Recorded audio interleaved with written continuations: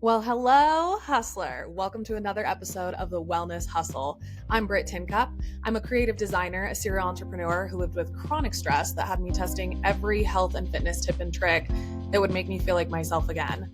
And I'm joined by my co-host, Sasha Fisher, an ex-pro athlete, personal trainer, and nutritional therapy practitioner with years of experience helping high-achieving individuals to reach their health and fitness goals. We're here to redefine what wellness means, simplifying health, fitness, and self-care, empowering you to fuel ambition and embrace wellness, because we believe that hustle isn't a bad word.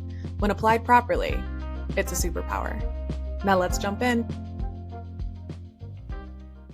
Welcome back to another episode of The Wellness Hustle. I'm Brit, and I'm here with my co-host, Sasha. Together, we're here to break down the complexities of wellness for high-achieving women. And what are we talking about today? Today, we're diving into all things food labels. Yes. Mm-hmm. Ingredients. We are super excited about it. So, yes, ingredients. But you know how people think of labels? They think of just calories? Yeah. That's, I feel like my generation is always, and every client I have, I always have to say, when you turn around the package, what do you look at? And they're always like, calories. I'm like, wrong answer. We do need to acknowledge calories, but the most important thing is the ingredients. So today we're going to dive into it. We're going to dissect the labels. Yes. I'm going to tell you how to read them properly, what to look for. I'm so excited I can barely contain myself. I also just had a meat stick, so I feel like I have extra energy me happening too. in my body. I had 2 meat sticks. Yeah, I just think that this is something that really affects us all and that you don't even realize. And you saying, like, when people look at the label and they look at calories, I had to be conditioned to not do that because of some things in my life that like required me to look at the ingredients first. And the first thing I look at is ingredients. And then the next thing I look at is amount of sugars, grams of sugars. Yes. And then grams of protein is the next thing I look at. Okay. So I'm so excited to break this down. Let's jump into it. What are some of the other reasons why we should care about nutrition labels?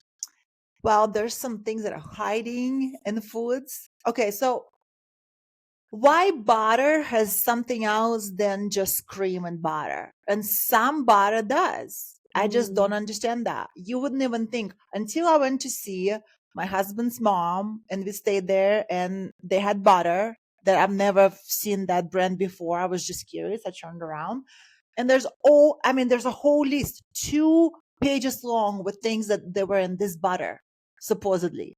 Why? Right?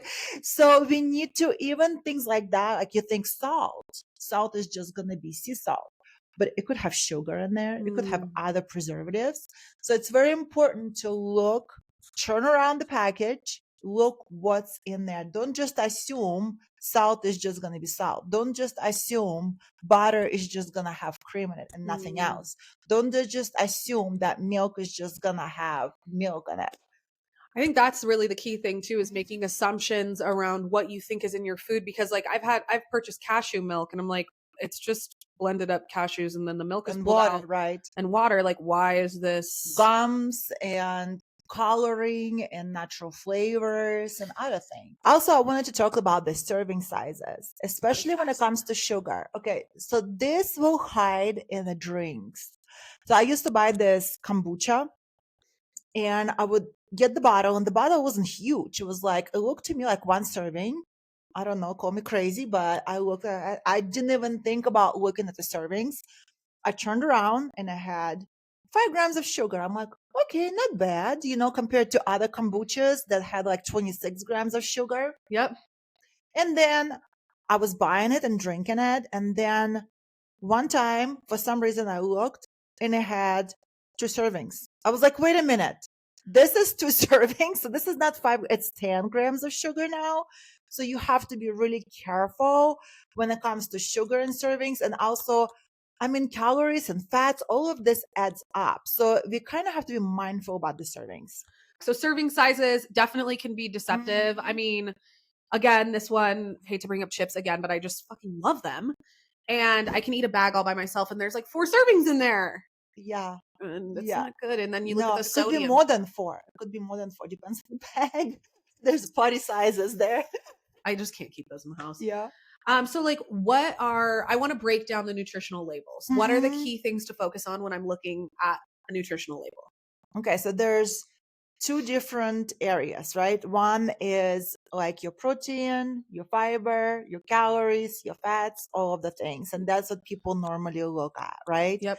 And then their second one is the ingredients. So nutritional components and ingredients. Okay. Yes. So macros and ingredients. Okay. Yes. So it depends again on your bioindividuality. If you guys listened our previous podcast, how much fat, how much protein, how many carbs you need throughout the day. So you kind of have that in mind. Okay. But one thing with carbs is interesting. Fiber is a form of carb, and it's going to be put together with total carbs for you. So when you look at the package and you see carb total, say it would be like 15, okay? But then underneath, it's going to be fiber. And say fiber says 10 grams. So that means total carb is there only 5 grams. So it's not bad. So that's a little trick and little, like, I don't know how many people know about this, but the fiber is not going to be absorbed into your body. It's just like, remember we talked to you guys about in previous episodes that it's just going to run through you and clean you out type of thing. Helps with digestion, cleaning out the bad things and feeding the good things in your gut. Yeah. So we don't count fiber as part of the carb and part of the calories. So the total calorie is going to be less. Got it. So if you have, I'm just going to repeat what you said just to make sure I got this in my brain. So if total carbohydrates it's including the fiber, the grams of fiber. So if total carbohydrates says 15 grams and fibers says 10 grams, I can subtract 10 out of 15 from the 15 total carbs. Yep. Because fiber doesn't count. What Amazing. win? I know what a win. That's why you always want to eat, like, say, full vegetable, not the juice of the vegetable, because that's fiber. What? Why? Explain that to me. So by taking fiber out of the fruit or vegetable, right? Okay. You're getting rid of that bulk that's going to slow down the digestion and slow down your blood sugar regulation. Like, so if you're taking out the fiber, the sugars are going to go straight into your bloodstream and you're not going to have the fiber to slow down the digestion. So when fruits and vegetables are in their full form, their original form. Yeah, like God intended. Like whatever you believe. Caveman. Yeah. When they're in their full original form, they have more fiber in them. And when we juice, they have fiber in them. When you juice them, we take whatever. If you ever made a green juice, and you have all that gulk and stuff that you throw away, that's fiber. So all the shit that's left over in the juice is sugar in the water. That's it.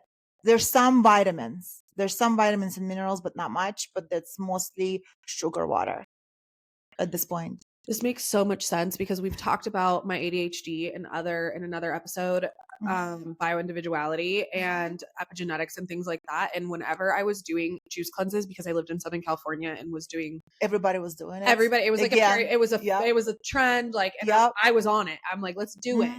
And that was right around the time I got prescribed medication for depression and anxiety because I felt manic. Because of sugars. And it was probably because of the sugars. Not probably, because you know that people who have mental health, they literally prescribe keto. Really? Keto diet, yes. See, I love a keto diet. Right.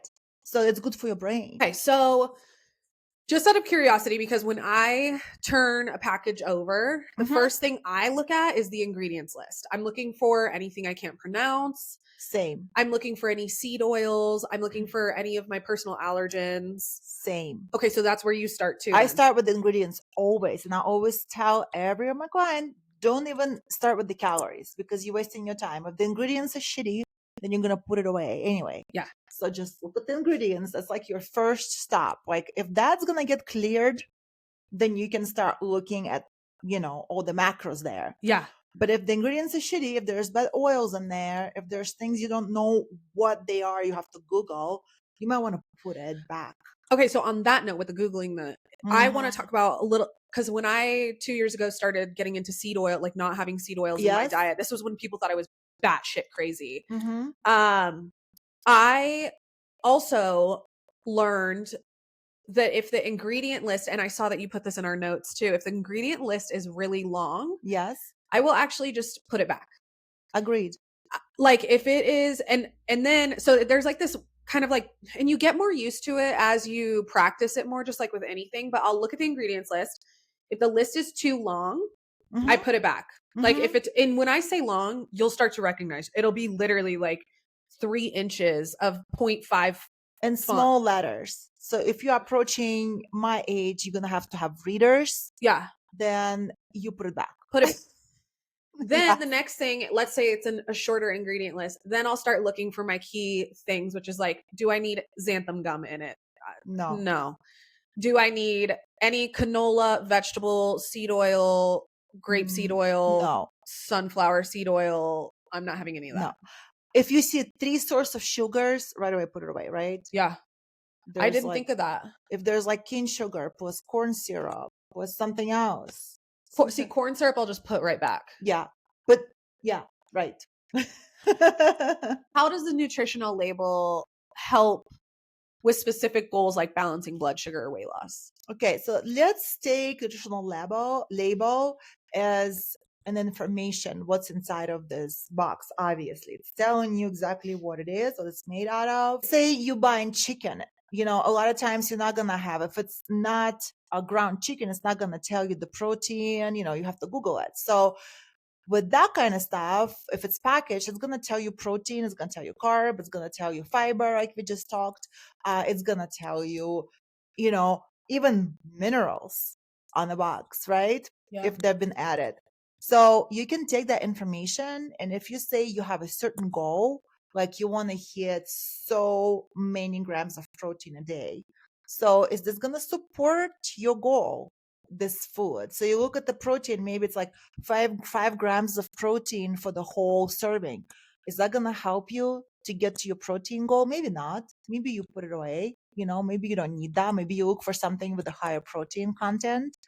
So I think that's how you can utilize labels, to just see how they are supporting your goals. So like something like bison, for example, if you're picking a meat, bison is a very lean protein and a very high, from my understanding, just from reading labels. Yeah. It has less fat and Right. a hell of a lot more protein than most of its competitors, Correct. Yes. like other meat. Yes. But if you have less fat and higher protein, Yeah. means that you're going to have less calories. Correct. And you're getting more protein. Correct. So let's just, most people know this, but maybe some people don't. So we have protein, we have carbs, and we have fat, and they all have calories, right? Calories are, it's energy that you get from food that you eat, right? It's just how we count energy that you get. So protein and carb have 4 calories. Okay. Fat has 9. Oh, okay. So that's your ratio, like your proportions. Yeah. So if you eat more fat, that's why they thought you eat more fat, you get fat. If you eat more protein, so protein, right, has low calories, but also is satiate you, because the thermal effect of protein, meaning for your body to break it down, takes a lot from your body. So for you to eat protein, not only that you build muscle by eating protein, but also you expend a lot of energy by breaking it down. Does that make sense?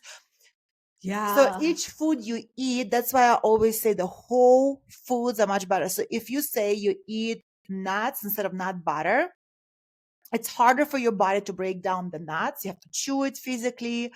Then you have to break it down in your stomach. So it's going to take more out of your body to break down the nuts.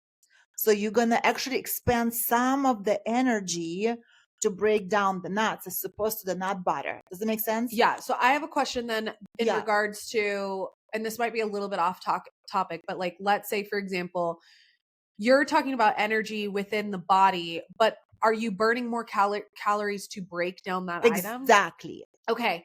So then if we're talking about calories in, calories out, right? Like everybody I think knows that term. My mom fucking grilled that into my head my whole life. Right. That's where it goes wrong. That's where it goes wrong, because there's going to be calories on nuts and there's going to be calories on nut butter. and it might be the same, but for your body to break down the nuts is going to take more energy than the nut butter. So the end result, it's not necessarily calories in and out from that piece of paper that you just read. It's more like how many calories did I spend to break down this meal also. So you have to think about, that's where we lose the in and out. That's where Okay. it's not 100% accurate. Okay, I love that. That's like super helpful information. My next question for you is like, when it comes to, so I have issues with my energy consistently throughout the day, and I've been working on different things for that. And we can get into like a full episode of this later. But Yeah. since we're talking about calories right now, I have found that like I need to eat more calories. Is my burning of those calories while I'm eating the nuts Mm-hmm. also adding on to the calories I burned at the gym and therefore making me more tired? Like, how does that work? Like, what is it physically? Are you becoming tired from it, or is it actually just fueling your body?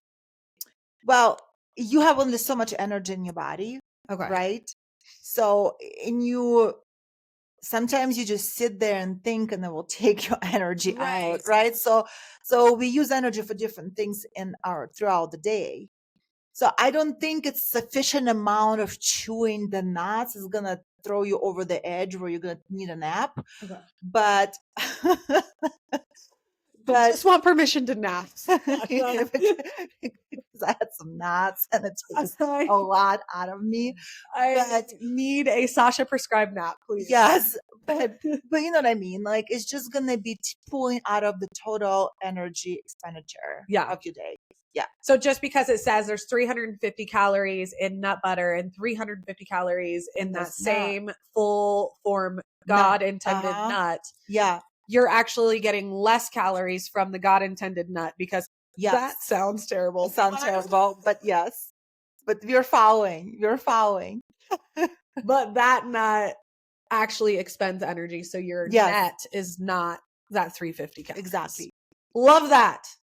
So with all of this talk of, you know, looking at the nutrition label, I think you can get really overwhelmed. I think with a lot of the things we talk about, you can get really overwhelmed. And I would challenge everybody to just kind of like take it one thing at a time. Like if you want to have less sugars, just make sure you're paying attention to sugars. Mm-hmm. Or for me, I eliminated seed oils and then that was all I was focused on.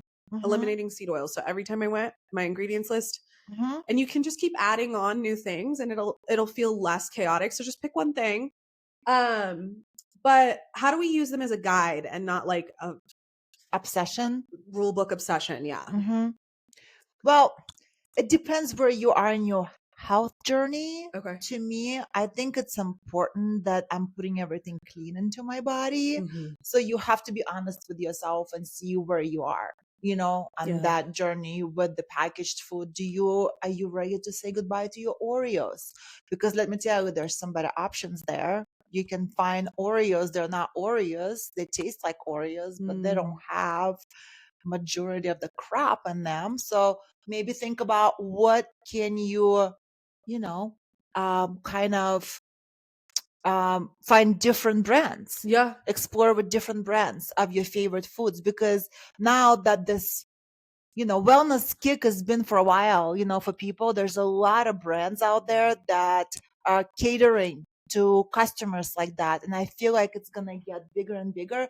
What I started to notice on the packaging, we talked about packaging in our previous episode, is that you'll see they will say in big letters in the front, only 5 ingredients. Yep. Only 3 ingredients. So I'm like, okay, I'm interested now. I want to pick this up and I want to see what are those 3 ingredients? What are those 5 ingredients? So they're starting to get smart and targeting again. Yeah. And marketing. Yeah. I think that that's like when you start to get, you know, marketing and like retail and everything. We talked about the packaging and to start paying attention to the colors that you're attracted to and the things that, you know, you're being marketed like something is being greenwashed and saying that it's an all natural thing. And it's like, that's not a monitored thing. They can put anything they want in there and that could be manipulated in any way, shape or form. But saying there's 3 ingredients on the front of the packaging and then turning that over and saying 3 ingredients, like That is great marketing. Great. And it's a beneficial thing for you Mhm. and for the people in your family. And again, like Sasha said, the industry is adapting to what the consumers want. That's Yep. in their best interest as well. Mhm. So the more that we pay attention to these things and you make these decisions for yourself, these healthier choices, the more that the industry will shift as well. Yep. And also, say you want something like Oreos, you can always Google what are the brands that make fake healthy Oreos, and they're gonna populate for you. You're gonna see, and you can just look for those in the store. I mean, there's a Yeah. new thing for everything now, Yeah, like an alternative. exactly. Thank you so much for tuning in, listening us here as we're dissecting the labels for you guys. If you have any questions, let us know. Don't forget to subscribe and download so you never miss an episode. Next week, we will be back tackling all new things for you, all new topics for you. Until then, we hope you squeeze the most out of this one sweet life you have, and we will see you later. See you guys later.